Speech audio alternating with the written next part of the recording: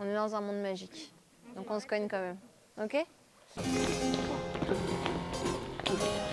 Orlando, c'est un opéra qui met en scène l'histoire d'un quatuor amoureux. Et donc la mise en scène est une espèce de transposition du geste de mise en scène dans un musée, puisque ça se passe dans un musée, où un groupe d'enfants est en sortie scolaire. Et en fait, l'opéra d'Orlando va leur être raconté, parce que les œuvres d'art qu'ils sont en train de regarder, de visiter, vont prendre vie et incarner ces personnages d'Orlando. Il y avait la question de comment on va faire en sorte que l'opéra ne soit pas poussiéreux et qu'il n'ait pas l'air d'être muséal et qu'on parte de ce principe assez réaliste qu'une classe en sortie scolaire, c'est forcément un petit chaos au milieu d'un truc très beau, très propre. 5, 6, plus rien, 7, 8, et glisse, 2, 3, 4, colonne.